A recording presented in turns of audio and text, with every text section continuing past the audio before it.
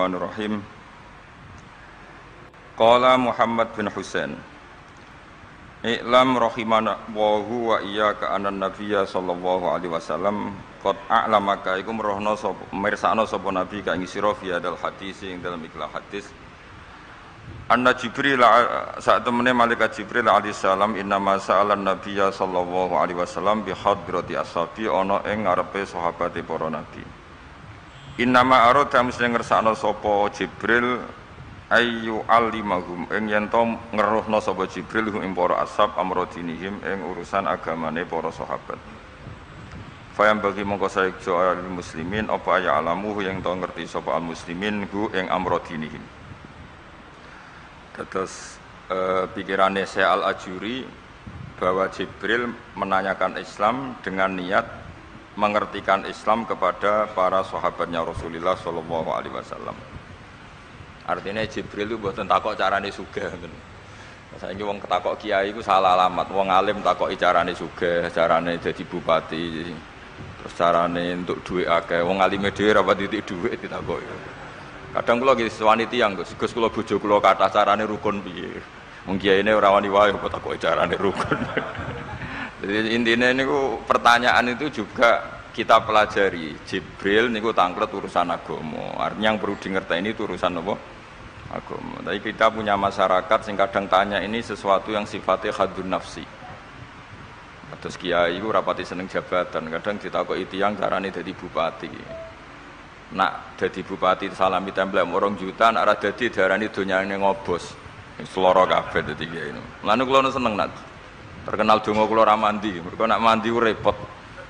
Dadi dukun. Dadi saniki ku repot. Kula gak ada cerita tentang Mbah Hamid Pasuruan. Diceritani bapak kula. Bapak niku riyen lami ngaji kalian Ki Hamid.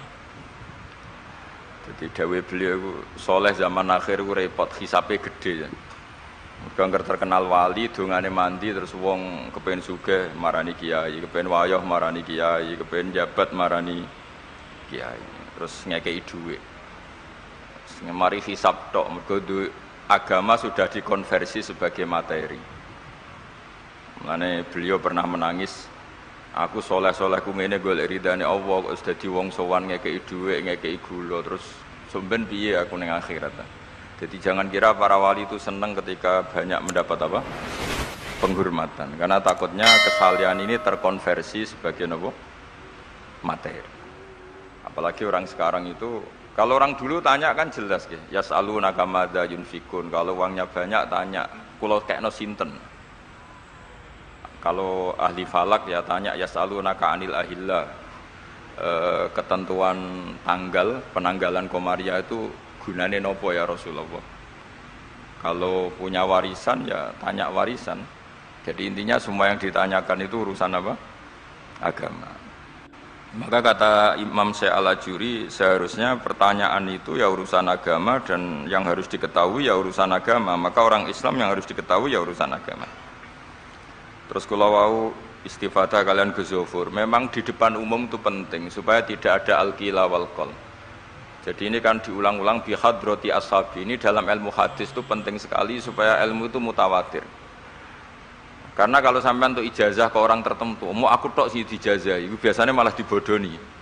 Kayak bakul, sampai tok sing tak kayak diskon. Agar wong ya domong itu. Mulane nak kiai dilkon ijazah di depan umum berarti kondang. Ada khusus bahaya. Niku mesti klenik nih. Niku kanca kula sak kelas kalian Gus Munib. Jadi orang itu, makanya saya ngaji itu pede di depan umum.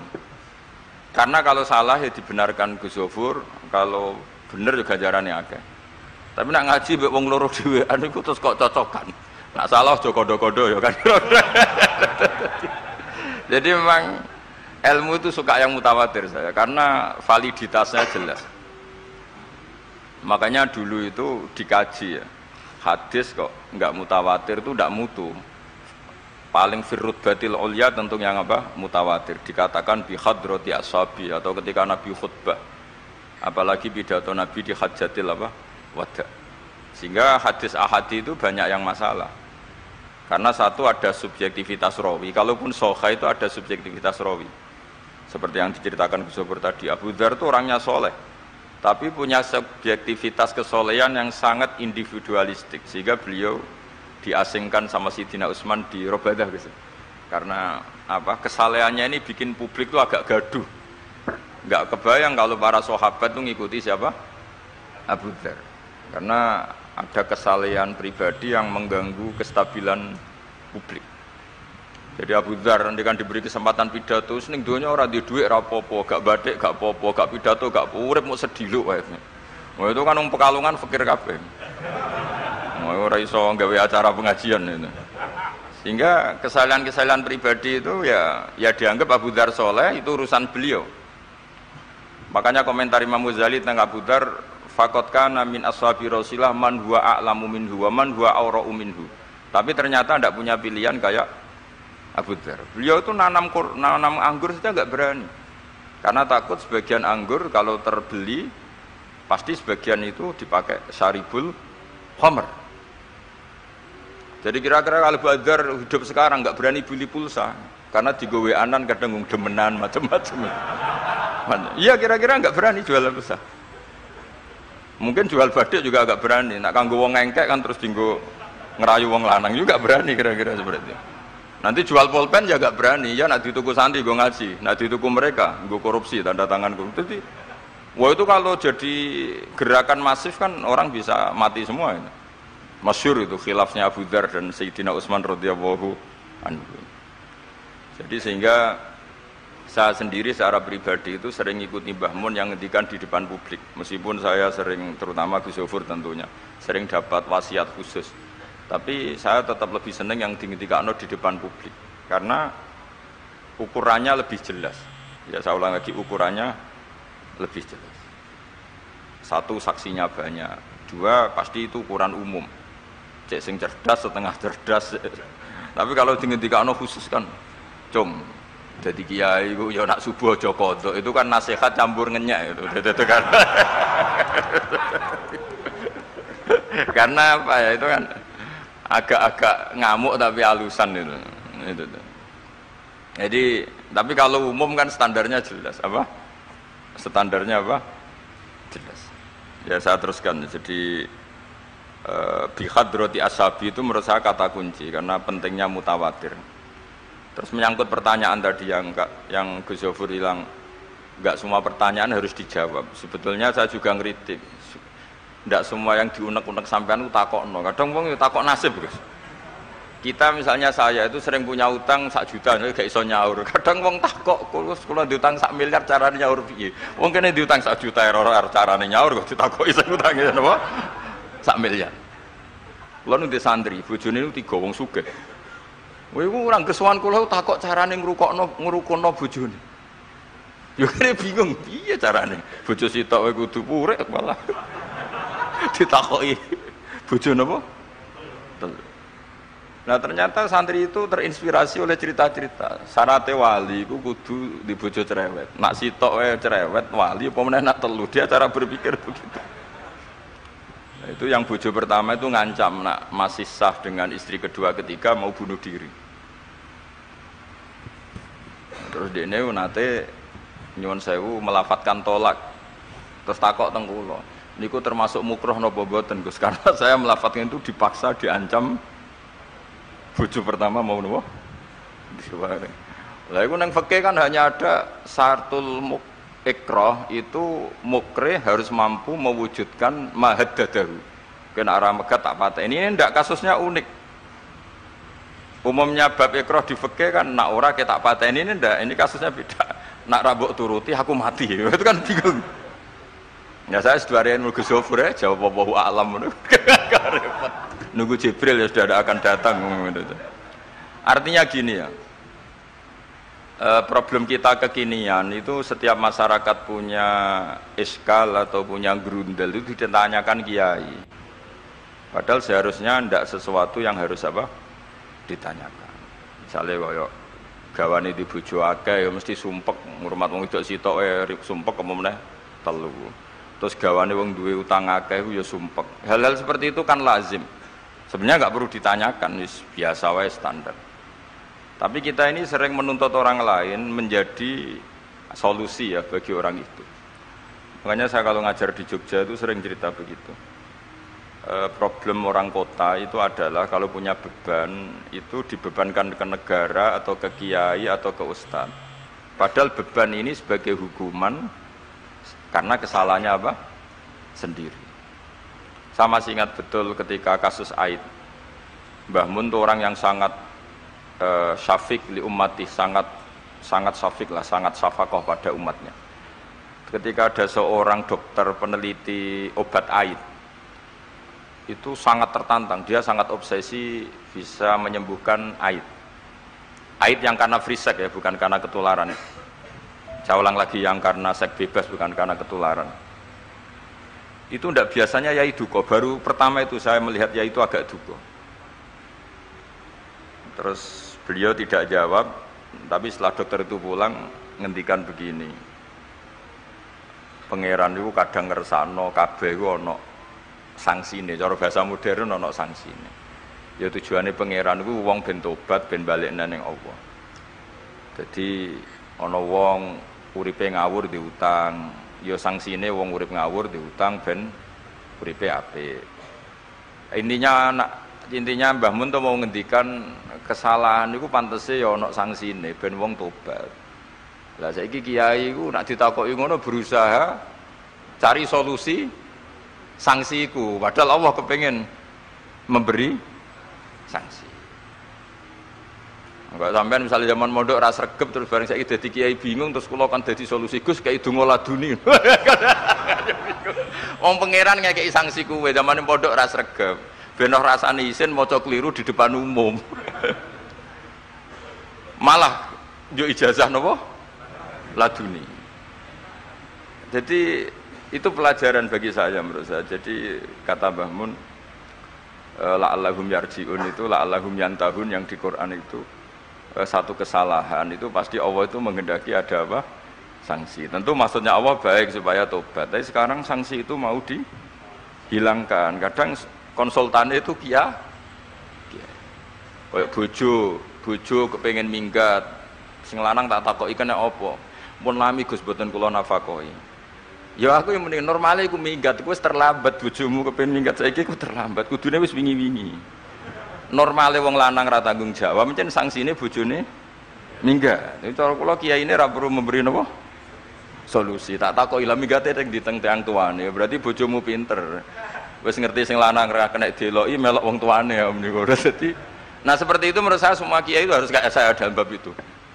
Tapi mereka nyari donga, piye bojo iki ra dicukupi lah seneng. Terus golek akik pengasih, golek jimat. Akhirnya bangun nanti cerita, sing kula mari tak kenang sih. Akhirnya kiai ini nganti lali ya. Ono wong melarat yo ijazah kiai. Berhubung kiai ini ku isin muni ra iso, diijazahi duha mek donga. Kiai ini ku lali nak dhewe fakir. Akhirnya yang minta ijazah itu ditimbali Mbah Mun. Rene tak ijazahi. Kowe yo ijazah duha mek sapa kiai iki. Lha kiai ku dhewe fakir, kok jalu ijazah. Jadi ijazah ya aku sing wis sukses dadi kiai sugih. Artinya apa? Bener ceritane Gus Zofur, gara-gara setiap pertanyaan niku memaksakan bisa jawab. Wis koyo ning pondok lho, wis karuan dene dhewe Joko tuwa. Lho kok ngeke ijazah mahabbah. Dene pondok ganti Joko tuwa. Itu di pondok mana-mana Gus itu ada ijazah laduni. Padahal sing ijazah iku ya tau ra munggah. Sekolah iku ora tau munggah. Ngono dicalon ijazah laduni ya. Coba di pondok-pondok beredar gak ijazah ketemu Nabi Khidir? Beredar. Padahal yang ijazah juga gak pernah. Nah itu karena yang diceritakan seperti tadi, memaksakan bisa. Jadi karuan dekne dhewe ra iso ya santai wae. Nah aku pengen ngipi ketemu Rasulullah itu beredar gak ijazah itu? Mungkin Pak Dzulkan yang pernah mengijazahkan itu. Tapi ya ora tahu. Sampe tahu ngijazah niku Pak Zakaria? Oh, mboten ya. Jadi apa? Ijazah terus ya. Karena jubir torekoh. Jadi intinya kalau tidak bisa ya bilang saja tidak bisa. Sampai apa? Jangan kita lupa tadi ya. Sampai lupa daratan tadi. Karena problem negara kita termasuk itu. Semua intelektual, semua pakar kalau ditanya problem negara itu semuanya jawab. Maksudnya kan gaduh. Semuanya punya rumus, semuanya punya versi. Akhirnya gaduh. Misalnya pemerataan Indonesia rumusnya gimana? Yang satu bilang, wah ibu kotanya dipindah. Yang satu bilang, enggak, harus ada sentralisasi di Jawa supaya ada kualitas A, ada kampus terbaik, ulama terbaik. Kalau diratakan nanti kemampuannya rata itu justru enggak bagus. Yang ketiga enggak, wah kualitas demokrasinya dijaga. Yang satu enggak, demokrasi tanpa ekonomi enggak bisa. Sehari santri, wes dunia rasa pikir, sesuk mati ben. Nah itu kan karena memaksakan jawab, akhirnya ada kegaduhan tadi. Semuanya paling benak itu soalnya atakoi, semuanya wawahu. Alam senajan to sing takok muni wis suwe bah. Gak masalah itu sementing. Ya saya teruskan. Wa amal imanu fawajibun ala kulli muslimin ayyumina billahi azza wa jalla wa bi jami'i malaikati wa bi jami'i kutubihi. Allati rupane kutub anzalha Allah ala rusuli wa bi jami' anbiya'ihi wa bil mauti wa bil ba'si min ba'dil mauti wa bil jannati wan nar. Wa bimalan kelan perkara jaat bihi pala saru pira-pira hadis utawa pira-pira riwayat fi ahaditsa ing dalem pira-pira hadis ukhara kang liya-liya. Mislu ayyumina bisirat kelawan timbangan wal kelawan wat. Nah kiye kono maknani wat jembatan wal mizan wal khaut wasyafa'ah wa bi adzabil qabri. Lan termasuk ini sing khasi ahli sunnah wa bi kaumin dan iman kelan anane kaum yukhrajuna kang dentokno sapa kaum minan nari saking neraka. Ini yang mulai khasnya ahli sunnah wal jamaah aswaja kita. Kita harus iman kalau nanti itu ada keluarga. Saya tahu persis teks ini ada di Sahih Muslim ketika zaman tabi'in yang masih ada sahabat banyak. Sebetulnya bukan zaman tabi'in banget karena zaman itu masih banyak apa? Sahabat. Itu mereka cara berpikir sudah semua ahlun nar itu redaksi di Quran tuh khalidina fiha. Sehingga zaman tabi'in sudah banyak yang berpikir enggak ada kemungkinan orang sing yukhrajuna minan nar. Sehingga terus ada kafilah itu ada delegasi, ayo kita ke Madinah, semoga kita ketemu sebagian ashabu Rasulillah. Sehingga cerita akhirnya ketemu beberapa sahabat. Di situ diceritakan ada Jabir, ada beberapa lah yang sahabat sepuh bahkan. Nah, terus si Jabir ini, sahabat Jabir ini cerita kalau itu memang ada di syafaati Rasulullah Shallallahu Alaihi Wasallam. Tapi satu kontingen ini yang tetap berpikiran tidak ada syafaat itu banyak. Alasannya semua cerita tentang ahlun nar adalah khalidina fiha. Ketika Jabir masih hidup itu ya sempat terjadi debat.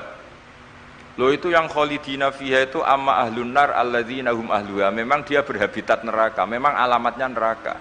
Kalau orang mukmin atau orang muslim itu tidak punya alamat neraka, cuma dia singgah. Yang cari pengalaman apa tidak tahu, pokoknya dia itu singgah. Nah itu kan sehingga ini menjadi khas. Meskipun khas ini iskal, kita akan iskal karena itu di Quran tidak ada. Tidak ada, maksudnya nggak ada secara sorry yang menerangkan ada kaumin sing yukhrajuna minan nar. Makanya Syekh Al-Ajuri ngendikan ciri khas ahli sunnah adalah mengimani adanya kaum sing yukhrajuna minan nar. Karena itu zaman tabi'in sudah ada polemik.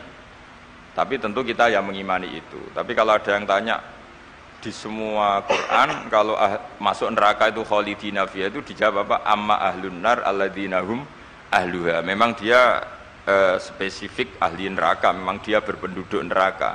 Alamatnya neraka, KTP-nya neraka, kakane neraka. Kalau kita ini ndak, KTP kita surga, mbah-mbah kita ahli surga. Karena alamat kita sebenarnya kan surga. Nabi Adam itu kan surga alamat. Makanya saya ngaji di mana-mana itu betapa baiknya agama ini. Karena kunci surga kita sudah dikasih tahu miftahul jannah. Sementara kita tidak tahu kuncinya neraka. Jadi kena mlebu neraka itu kebangetan. Wong ora roh kuncine kok mlebu. Tapi jare kancaku, wah gak ono pintune Gus, dadi langsung blusek. Ini problemnya itu. Tapi nek sampean mlebu neraka itu kebangetan. Karena yang kita punya kuncinya itu surga, kita tidak punya kunci neraka. Ono sing dikunci neraka, betul toh? Nah, harusnya kita nggak bisa masuk neraka karena nggak punya kuncinya.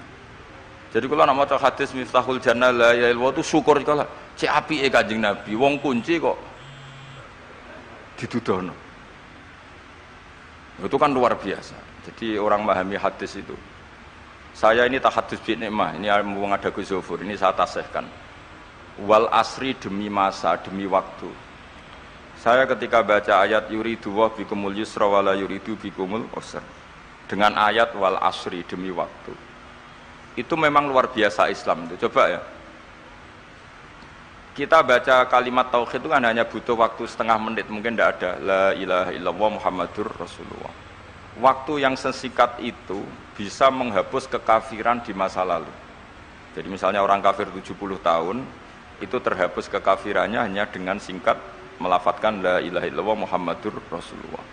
Dan waktu pas dia melafadzkan syahadat ini momen paling dikenang ketika nanti di akhirat. Wal asr, demi waktu. Jadi artinya apa? Momen terbaik kita adalah ketika melafadzkan itu. Dan kalimat itu mudah. Dan sah, asal belum yughorhir, belum keler-kelerek, sah. Dan tanpa syarat. Misalnya sholat tidak butuh suci, butuh nutupi aurat, butuh melakukan rukun dan syarat. Syahadat enggak. Lau talaffadhu kafirun bihadi syahadah, mesti apa? Sohat hadi syahadah. Padahal kafir, urung adus, ijek junub. Itu langsung sah. Betapa mudahnya agama ini. Kalimat yang menyelamatkan orang-orang dari neraka, kemudian enggak banyak prosedur untuk menjadi sah. Nah ini saya cerita ya, betapa agama ini mudah. Ya kan, kalimat yang bisa menghilangkan kekafiran, kemudian tidak banyak syarat. Coba kalau kamu mau sholat, syaratnya kan macam-macam. Mau zakat, syaratnya macam-macam. Tapi kalau mau bersyahadat, orang kafir kalau bersyahadat itu ada syaratnya enggak? Ya syahadat saja. Itu wal asr, demi waktu. Betapa Islam itu menghormati waktu, momen paling penting tentu kenangan kita adalah baca apa? Syahadat. Sehingga setiap Nabi ditanya iman atau Islam, tadi kata Gus Zofur gak boleh dipisahkan, ya ukurannya antas syahada alla ilaha illallah wa anna muhammadar rasulullah. Ya saya teruskan ya. Jadi khasnya kita adalah meyakini wa biqaumin yukhrajuna minan nar, lan kita kudu yakin anane kaum yukhrajuna kang den tokno sapa kaum minan nari sangen neraka fayudkhuluna mongko den lebokno sapa inubi ahlul haq min ahlil ilm. Atau yang mirip-mirip ini yang diimani oleh ahlul haq min ahlil ilm. Wa yajhadu biya ahlul ahwa wal bidah, meskipun diingkari oleh ahlul ahwa wal bidah. Jadi satu keyakinan sing diyakini Imam Ghazali, ulama Azhar, ulama ahli sunnah, meskipun keyakinan itu ditolak oleh ahlul ahwa wal bidah wad dolalah. Mimman sangking wong hadzara kang medekno na ing kita hum ing man sapa annabiyyu. Jadi bacanya mimman hadzarana humun nabiyyu. Mimman sangking wong hadzara kang ngekei peringatan medekno. Maksudnya Nabi mewarning kita, memperingatkan kita agar takut mereka. Mimman sangking wong hadzara kang medekno na ing kita hum sangka man sing dolalah wau sapa annabiyyu sallallahu alaihi wasallam wa hadzarana lan medekno na ing kita hum ing anut man sing dolalah wau sapa sahabat para sahabat wattabi'un lan sing para anut lagu maring sahabat bi ihsanin wa ulamaul muslimin lan yang memberi perangan itu para ulama-ulama Islam. Ya, terus kita harus menghindari perilaku tertentu yang perilaku itu zaman Nabi sudah sangat diperingatkan. Misalnya yang masyhur itu Khawarij. Khawarij itu kelompok yang sangat soleh secara zahir. Yes, ibadahnya kata Rasulullah siamu laisa siamukum kasiyamihim wa qiyamukum kami qiyamihim. Jadi puasa kamu sahabat enggak sehebat puasanya orang apa? Khawarij. Ibadah kamu enggak sebanding ibadahnya Khawarij, tapi mereka sangat biadab. Yamruquna minaddin muruqasahmi minar ramiyah yaqra'unal Qur'an la yujawizu hana jiro. Dan di antara kesolehan yang berlebihan ini kata Nabi apa? Yuqatiluna ahlal Islam wala yuqatiluna ahlal ausan. Kalau dijak musuhi sesama Islam semangat, tapi dijak musuhi yang jelas salah ndak semangat. Ini kelompok sing haddarona humun nabiyyu, kelompok yang kita diperingatkan Nabi untuk sangat apa menghindari. Karena logikanya jelas ya. Orang yang kafir saja inginnya Nabi menjadi muslim dengan diajarkan syahadat. Tapi ini orang yang sudah muslim, seleranya Khawarij dikeluarkan dari Islam. Tahlilan kafir, nang kuburan kafir, nyekelake kafir. Apa saja menjadi kafir. Ini pertanyaannya kan, inginnya seorang nabi itu kan tentu dari kafir menjadi muslim. Ini yang sudah Islam menjadi kafir. Maka cerita-cerita di beberapa ulama, ini kenangan saya ngaji di sini. Ini sekaligus cerita penutup. Ada orang ekstremis ketemu Islam alim. Terus ketika melihat ahlul ma'asi itu maksiat, ahlul ma'asi ketika maksiat, sedang maksiat, sebaiknya orang-orang Islam seperti itu mau saya bunuh, mau saya bom. Ini yang cerita orang-orang alim ke saya. Terus kata si orang alim tadi, lau annahum matu, kalau mereka benar-benar mati final maksiyah itu aina masiruhum, lalu mereka kemana? Si yang keras tadi bilang ilanar, karena mereka mati final maksiyah. Terus jawabnya yang alim tadi, akana dzalika muradan nabi, apa umat Islam mati kemudian min ahlin nar itu yang dikehendaki nabi? Untungnya yang si ekstremis tadi agak alim. Ya ndak, nabi inginnya umatnya itu ya mati tidak masuk neraka. Ya sudah, jangan bunuh sekarang, kasih kesempatan tobat. Untungnya si yang ekstrim ini termasuk min ahli ilm, dia nerima konsep itu, nerima. Itu jadi pelajaran dialog kealiman. Dan kita menjadi moderat bukan karena liberal atau sekuler. Memang kita baca hadis-hadis misalnya, inna wuha yabsutu yadahu billail yatuba musiun nahar wa yabsutu yadahu bin nahar yatuba musiul. Allah yang Tuhan saja inginnya itu menunggu tobatnya mereka, bukan mengakhiri mereka dalam keadaan tidak tobat.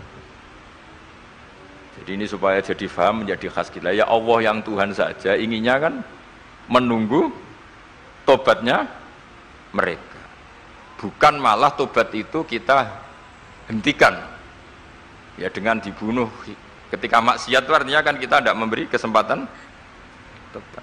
Sama masih ingat Mbah Mun sering cerita ke saya, aku corokon mileh, kata beliau, aku corokon mileh iku yo ora pati seneng ono terlalu tegas, terlalu apa, mergo Allah wae ngekei kesempatan. Ya tadi logikanya kan Allah saja, misalnya Allah Ta'ala selalu membuka tangannya di malam hari supaya yang tadi siang maksiat tobat di malam hari. Terus Allah membuka tangannya di siang hari supaya yang tadi malam maksiat tobat. Intinya Allah Ta'ala itu menunggu tobat, bukan menghentikan asbabit taubah. Sehingga tradisi guru-guru kita, ya utamanya Mbah Mun, itu sama siapa saja baik. Bukan karena baik sama orang fasik, bukan. Tapi implementasi dari menunggu tobatnya orang fasik, dan tentu itu butuh tarbiyah, butuh syafaqah, butuh kasih sayang, butuh. Saya masih ingat ketika beliau baca kitab karangannya Imam Sa'roni itu, Tambihul Mukhtarin, itu diantara madzhab Imam Sa'roni itu al-hikmah dolatul mu'min, itu beliau juga menambahkan wal fasik dolatul mu'min. Bukan sekedar al-hikmah dolatul mu'min, tapi al-fasik juga dolatul mu'min. Karena ketika seorang mukmin fasik ini seperti barang yang hilang, dia tercerabut dari akarnya, yaitu akar keimanan dan keislaman. Maka kita kata Imam Sa'roni, kita sebagai orang soleh harus menemukan mereka atau mengambil mereka untuk dikembalikan. Jadi ini komitmen kita sebagai murid Mbah Mun, sebagai murid Syekhina Al-Alamah Kiai Maimun, supaya orang itu terbiasa seperti sifatnya Allah. Itu kan diulang-ulang, takhallaku bi akhlaqillah. Padahal jelas di Quran, ya qul ya ibadiyalladzina asrafu ala anfusihim la taqnatu mir rahmatillah. Dan Allah masih memanggil wa anibu ila rabbikum, ayo kembali, ayo kembali. Kan enggak fair. Allah yang Tuhan saja, yang Al-Ghaniyul Mutlaq menyuruh mereka kembali, kemudian kita mengusir mereka. Jadi lewat ngaji ini ya itu tadi, makanya kita iman wa biqaumin yukhrajuna minan nar. Artinya bahkan di akhirat yang notabene sudah ada amal, itu saja inginnya Allah sama orang Islam kaumun yukhrajuna minan nar, bukan malah diblesno gitu. Lah ya akhirat yang notabene sudah enggak ada amal, itu saja kaumen yang mukmin, apalagi tahu mondok, apalagi grup hima, itu tapi ra usah moro neraka, kula pesene ra usah moro neraka. Itu inginnya itu yukhrajuna minan nar. Makanya kalau baca hadis itu harus ada zauq. Selain ilmu itu harus ada zauq. Betapa syafaqatu Rasulullah sallallahu alaihi wasallam. Inginnya semuanya itu yadkhulunal jannah. Kalaupun ada yang masuk neraka, yang orang Islam tuh, tetap obsesi Rasulullah, cita-cita beliau adalah yukhrajuna minan nar. Makanya masyhur itu, wala sawfa yu'tika rabbuka fatarda. Jawabe Nabi bi la arda wa wahidun min ummati finnar. Saya tidak akan ridho ya Allah, tidak akan puas wa wahidun min ummati finnar. Satu dari umatku min ummatil ijabah minan nar. Makanya saya setuju dengan saya Al-Ajuri, kita sebagai ahli sunnah di antara khasnya apa? Iman adanya kaum sing yukhrajuna minan nar. Pun nggih ngoten. Sampai wah lho kok akeh. Dibaca Arabnya saja ya. Nah, ini nurut Pak Gus. Mimman khadzarona tadi siapa? An-Nabi. Mimman saking wong khadzaro kang ngekeki peringatan medekno nak kita hum ing sangka gerakane man mau sapa An-Nabi sallallahu alaihi wasallam. Saterusé terus wa ulamaul muslimin wa yu'minu bil qadar khairihi wa syarrihi wa yabra'u mimman lam yu'min bil qadar. Kita harus terbebas, maksudnya terbebas itu gak urusan sama orang yang tidak iman bil qadar khairihi wa syarrihi, kama tabarra kaya oleh lebaran sapa Ibnu Umar minhu mimman lam yu'min bil qadar.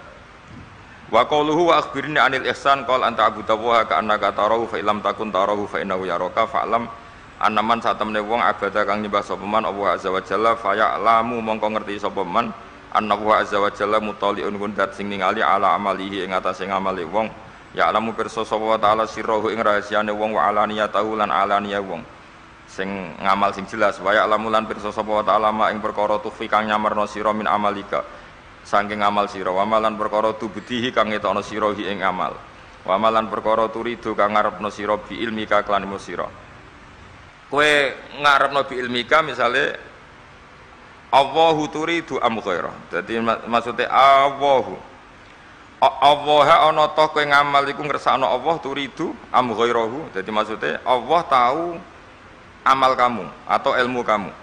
Apakah amal kamu, ilmu kamu untuk Allah, Allah turidu am ghairahu? Apakah kowe melakukan amal itu karena Allah apa enggak?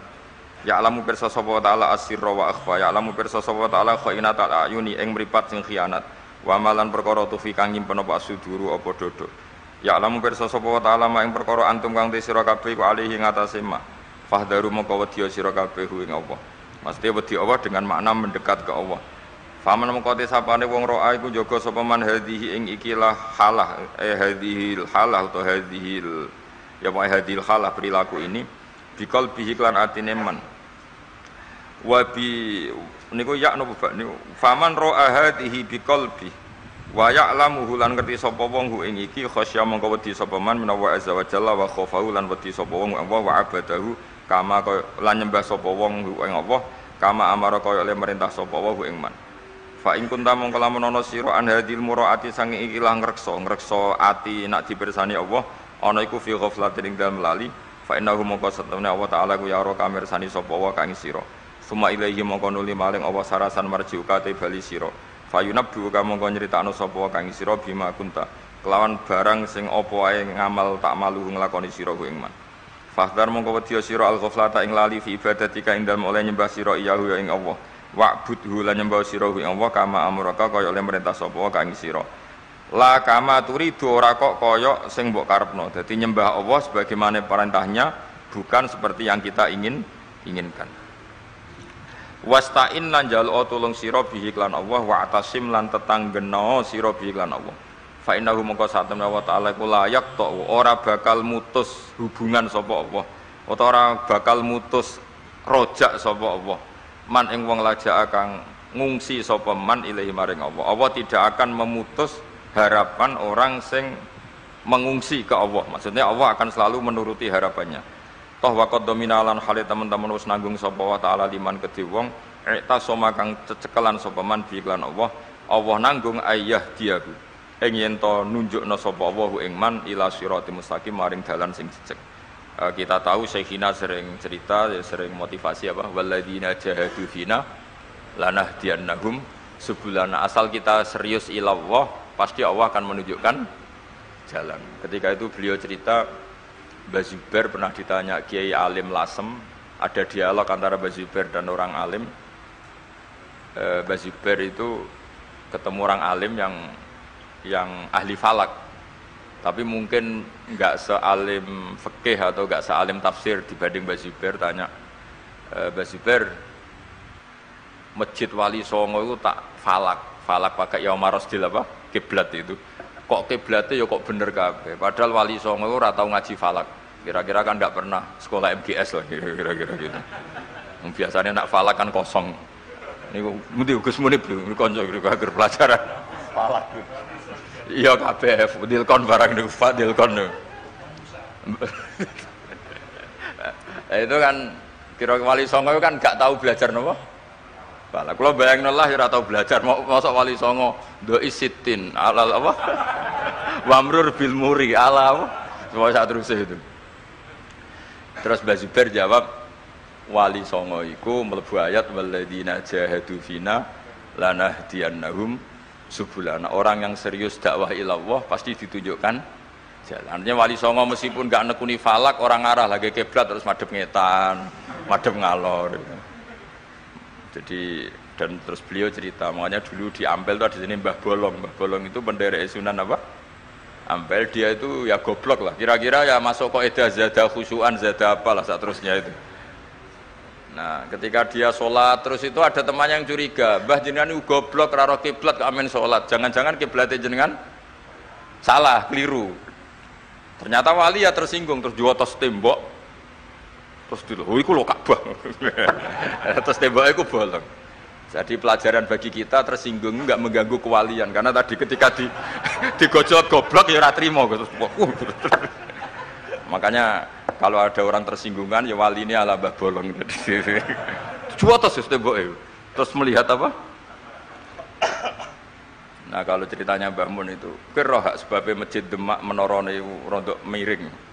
Ya mereka sama, ketika Wali Songo bikin Masjid Demak, ada saja yang usil. Jangan-jangan kiblatnya salah. Terus dari ceritanya Mbah Mun, Mbah Mun jadi ceritanya Mbah Bae mungkin. Sekali Joko kon nyenteng Masjid Demak, napa menarane. Nganti tok Ka'bah. Lah narike kebanter, mulane dhisik menara iku. Jadi dulu itu tidak pakai Yaumarosdil apa? Kiblat. Dari jam sekian matahari tepat di atas Ka'bah terus semua bayangan. Kenapa itu semua terjadi? Jawab Mbah Zubair seperti walladzina jahadu fina lanahdiyannahum subulana. Orang yang serius menekuni ngitmai agama ini, serius ya, serius ta'lim, serius macam-macam, mesti lanahdiyannahum subulana. Pasti saya tunjukkan beberapa jalan menuju saya. Jadi kira-kira wali ora bakal keweleh gawe kiblat madhep ngetan meskipun ndak ahli falak, meskipun nggak pernah sekolah nopo. Yes. Adil kan semangat. Tahu mlebu ya pelajaran falak. Pak Zakaria mlebu, seneng falak kita bener. Nak era jenengan kudu jabur. Sudah sekolah gitu. Di sofar keluar. Oh.